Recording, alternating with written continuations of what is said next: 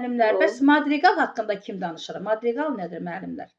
Deməli, poetik janrdır. Bir də ki, madrigal da müşayiətsiz yazılır. Aha, əsasən sevgi, məhəbbət hisslərini tərənnüm edən madrigal 2 ya 3 müğənni tərəfindən müşayiətlə və müşayiətsiz oxunardı.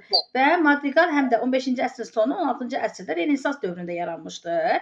Bu, yəni ümumiyyətlə madrigal o dövrdə tez-tez ifa olunan və dəstəklənən musiqi janrı idi.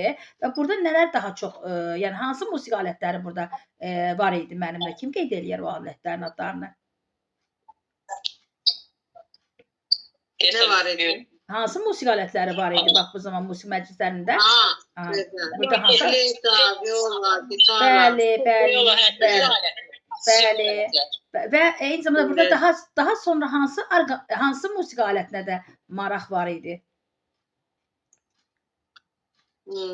Orqan alətinə də burada xüsusi maraq var idi. Bəli, çünki bir çox ölkələrdə, ilk növbədə də İtaliyada və Almaniyada bu alət bilirsiniz də, bu alət haqqında əsasında, yəni alət üçün müxtəlif, özdə ən çoxlu miqdarda əsərlər bəstələnirdi və həm də orqan alətləri, alətləri ifaçıları meydana çıxırdır.